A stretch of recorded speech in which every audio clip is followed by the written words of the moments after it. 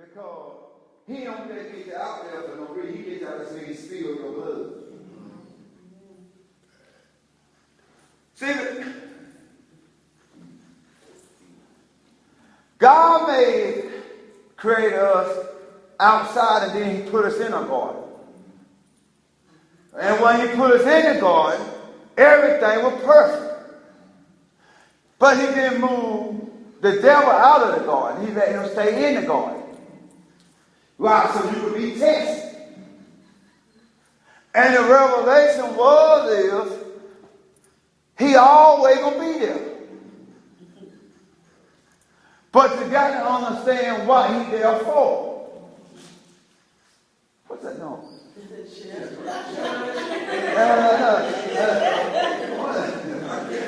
I can't be perfectly in the who I'm with. But that's some funny stuff. I keep hearing some of them. But now we established that Cain is the devil's seed, right? Cain gonna work for his father. The book of St. John, chapter 8:44, Jesus tell them, he said to the children that said they were Jews, he said, y'all say y'all Abraham or Abraham's seed. Chapter 8, verse 44 and verse 45. He said, y'all say y'all Abraham's seed, but Abraham wouldn't do this. And if you were Abraham's seed, why would you be trying to kill me? He said, Abraham rejoiced to see me coming. He said, but you of your devil, or your father, the devil. So he said he still defined, even Jesus defined, this is devil bloodline. They here to do a work. What work they here to do? Kill and steal. Huh? Steal, kill, and destroy, right? How they operate though? How they operate, Manisha? How they operate? How they operate, Tom? How they operate? Y'all know how they operate? You know, let me tell you something. Cain and Abel were brothers in the flesh, but in the spirit, they were enemies off the top. Because in the process of time, Cain brought an offering to God that was spoiled. He brought something rotten to God because he didn't have no respect to God. Process means past time. Abel brought the first of his increase. He gave to God. Cain did evil and still didn't want to accept what he, because God said, now you know your seed, the seed in you is against me. You still got a choice. You can do right. I'm gonna tell you, because your dad wants you to do evil. The Bible, he told me, he said, now if you do evil, sin lies at the door. Who is sin? Satan. So he said, the devil waiting for you to do evil, and whatever you want to do, he gonna give you your desire. So Cain knew before he even did it. But what he loved his dad more than he did God. Now he did his dad's work. But still, Abel was still walking with his brother. And a lot of us got people around us that we think are our brother and sister. We think they are our friends. It's just like if you get out there, you talking to somebody, you know you're supposed to be saved, and somebody come up to you and they telling you, hey man, y'all, you cool, man, I like you. Why don't you come out, let's go out and eat a couple times, every now and then. And every time you go out with them, they talking about stuff in the world and stuff what's going on. They talking about men, and you don't never say nothing about God. Something wrong. Who you out there with? Have you ever been out with somebody that wanted you to hang with them, right? And you trying to be sophisticated and just out there hang with them? Or you on a job, you work with them, and every time they talking to you, they talking to you about something in the world or something did last night, whatever they did last night, how they hung out, and you never talk to them about Jesus. How many of y'all give to that? You don't raise your hand, I already know who y'all is. You know what I'm saying? See, what you're missing is, that's just not a normal person. That's a spirit. And that spirit is designed to get you away from where you're at. Oh, yeah, I'm going to talk to you. Anytime you're dealing with somebody, you can't talk to them about the Lord, you talk to the wrong person. When you get to a place you don't want to talk about the Lord to them because you feel like they're going to be offended, then guess who can make their butt thumb? Y'all give to her. I see a fake tour right now. It's a fake tour. But let me get you to the end now. You know what I'm saying? Let me get you to the end. Because what happens to you when you get around them? Why is it when you get around them, you can't talk about the Lord? What do they do? Take your power from you? They want to be cool. Want to be cool? You know what I'm talking about. You get right there now, you don't want to say nothing about the Lord, and you all this Christian when you're around somebody else. But you either look up to them, like they're somebody better than you, or you just don't want them to know how much you love Jesus. They start talking that stuff around you, and they say, oh man, look, I know what you mean. And you start talking that talk around them. And by the time one of them rolls up around you, say, what's up, D? Hey, man. You know what I'm saying? You know, hey. Because they don't see you like that. You're supposed to be worrying about how to stop the blood from spilling, but you out here trying to act cool. Don't want them to know who you are. You're supposed to be on a mission, right? But instead of you being on a mission, you sitting back trying to play like you in the world just like them. You know, oh man, I'm cool. You know what I mean? I'm cool, man. No, everything all good. They talking about everything nasty. You sit down. I won't never say nothing. Are they really just trying to talk to you? Or are they trying to take you somewhere?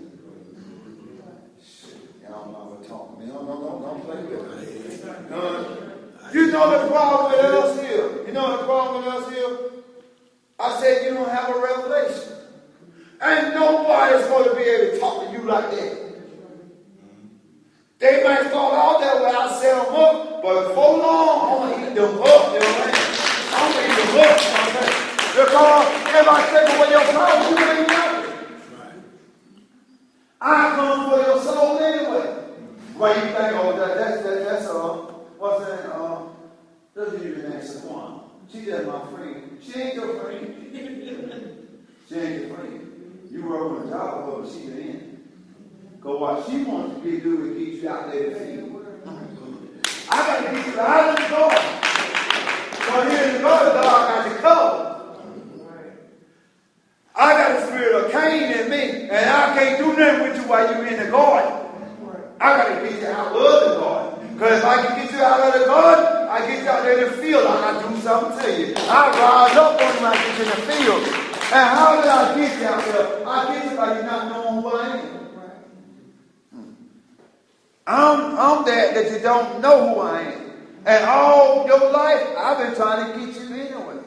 I just came in different forms. And I finally came in a form that you like. But my whole duty the whole time to get you out in the field.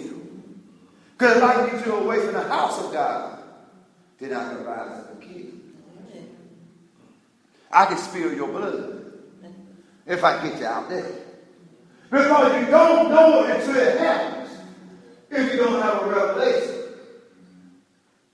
And what the enemy always trying to do is get you out in the field. That's why the very first verse he told us a revelation.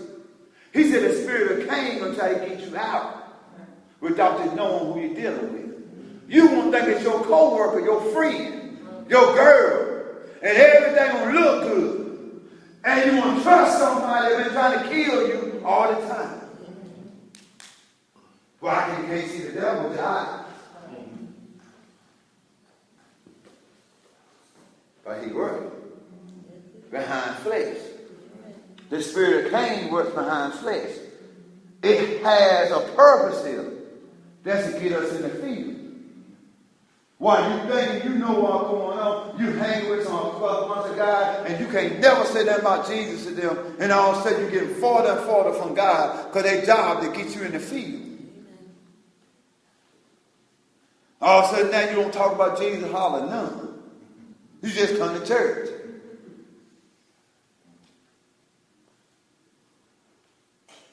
And while you ought to be happy, though that blood getting spilled, you out here blind yourself. I'm inviting you to a party. I don't party. What am I going to your party for? What am I going to do? What am I going to do to a party? That's not mine. If I start by that, I'm going to be tore up. You know what I'm saying? If I start by that party will be A-OK out. You know what I'm saying? That part will be over with by the time when I roll up on me. Listen, I'm trying to say, nobody in the world is your friend. They got a different spirit than you get. How they we go? That's my co-worker. Yeah, he's your co-worker. But that joker ain't with Christ. He ain't your friend. You got one mission when you meet anybody that ain't saved. That ain't allow your spirit to overpower their spirit. Oh, y'all say amen on that one again. Whenever you out here in this world every day, everybody you meet is one thing you got to realize. That their spirit is here to draw you in the field, and your spirit is here to draw them in the garden.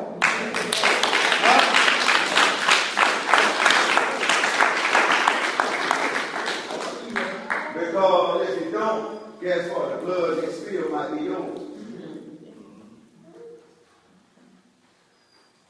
God said, all my babies are still being killed out in the field. While the church came here supposed to have be the light of this world, they coming in and have service inside, and all this blood still getting spilled because they don't care enough to get out there and tell somebody who the devil really is. They ain't got a revelation to sit and care enough to help somebody else because they worry about themselves too much. All this blood being spilled, what are we here for now? What are we here? They look at one another when we come in here. What are we doing?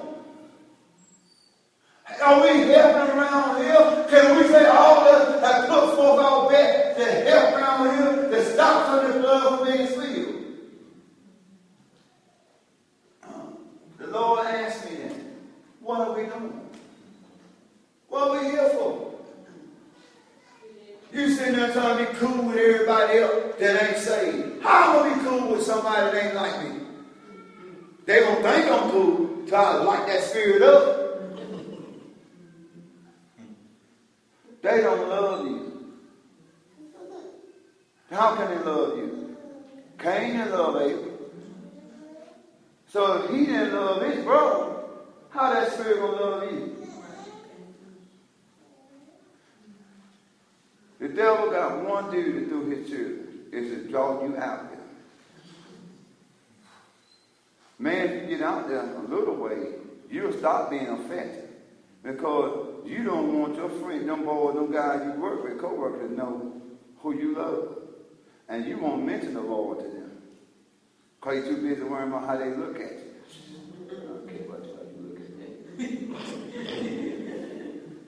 I don't care. I'm being real. I ain't just trying to talk. I don't care how people see me. See me however you want to see me. You won't see me though. You know? You won't see me. You know what I'm saying? Until I leave here, if I don't leave, if you don't take me to the end, you won't see me. I ain't going nowhere. They won't feel me though. You might move me somewhere else, but they gonna feel me while I'm there. I refuse to sit and allow the devil to bring somebody around me that can make me reject Jesus while I'm in their presence. Anytime you somewhere where you can't talk about the Lord to somebody, you're in the wrong place. I don't care who it is. She won't be your fiance. She ain't the right one for you. But you can't tell her about you love Jesus. She ain't the one. He ain't the one either. When he don't care nothing about the Lord that you serve. That's being unequally yoked. He don't believe, then you don't need to believe. Because you don't have nothing there. But there's the blood. There's the blood that's being spilled. We have a commission from God to go out there in the field and stop Satan from spilling the blood that's being spilled. Am I right? Huh? God dealt with me about blood spills last night. Have you ever known when the blood spills, when blood down, it's hard to get up? Huh? It's powerful with the clean blood up. Because something in the blood that's different from anything else. It's hard to clean up blood. Blood is a stain.